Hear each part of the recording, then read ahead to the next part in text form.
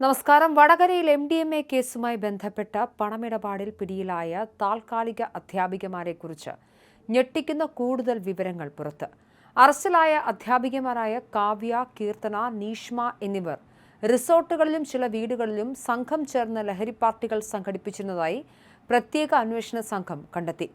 ഇവർ ലഹരി ഉപയോഗിച്ചിരുന്നവരാണെന്നും പിന്നീട് ലഹരി വിൽപ്പനയിലേക്ക് വീണു എന്നുമാണ് പോലീസ് അന്വേഷണത്തിൽ വ്യക്തമായിരിക്കുന്നത്.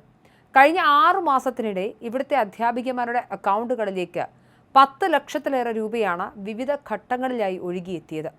ആവശ്യക്കാരിൽ നിന്നും അക്കൗണ്ട് വഴി ശേഖരിക്കുന്ന ഡ്രഗ് മണി 10,000 അല്ലെങ്കിൽ 20,000 രൂപയാകുമ്പോൾ നീഷ്മ നേരിട്ട് MDMA വിൽപ്പനക്കാർക്ക് അയച്ചു നൽകുന്നതായിരുന്നു പ്രധാന രീതി. അക്കൗണ്ടിലേക്ക് എത്തുന്ന തുക ATM വഴി പിൻവലിക്കുകയോ മറ്റ് പല അക്കൗണ്ടുകളിലേക്ക് മാറ്റുകയോ ചെയ്യുന്ന തികച്ചും ശാസ്ത്രീയമായ സാമ്പത്തിക ശൈലിയാണിവർ പിന്തുടർന്നു പോന്നത്.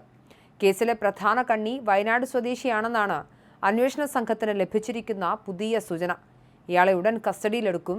കേസുമായി ബന്ധപ്പെട്ട് അറസ്റ്റിലായ ഇരിട്ടി സ്വദേശിയും ഓൺലൈൻ ഡെലിവറി ബോയുമായ ജിജിൽ കുര്യാക്കോസിനെ ചോദ്യം ചെയ്തതിൽ നിന്നാണ് നിർണായക വിവരങ്ങൾ പോലീസിന് ലഭിച്ചത്.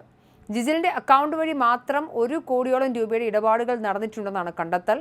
ജിജിലാണ് പ്രധാന പ്രതിക്കും അധ്യാപികമാർക്കും ഇടയിലുള്ള കണ്ണിയായി പ്രവർത്തിച്ചിരിക്കുന്നത്. ഇയാളുടെ അക്കൗണ്ടിലേക്ക് അധ്യാപികമാർ ഉൾപ്പെടെയുള്ളവർ പണം അയച്ചു കൊടുത്തതിന്റെ തെളിവുകൾ പോലീസ് ശേഖരിച്ചിട്ടുണ്ട്. ഇതുകൂടാതെ അറസ്റ്റിലായ അധ്യാപികമാരുടെ സുഹൃത്തായ മറ്റൊരു യുവതിയും പോലീസ് നിരീക്ഷണത്തിലാണ്.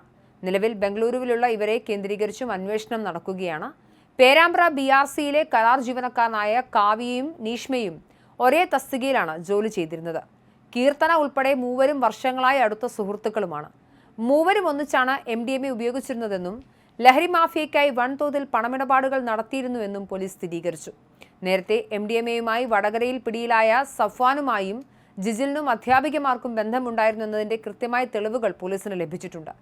SI P Shameer, ASIമാരായ K Sijesh, Sheena എന്നിവരടങ്ങിയ സംഘമാണ് തെളിവുകൾ ശേഖരിച്ചത്. അതേസമയം കൂടുതൽ അധ്യാപികമാർ ഈ ലഹരി ശൃംഖലയിൽ ഉൾപ്പെട്ടിട്ടില്ലെന്നാണ് കരുതുന്നത്.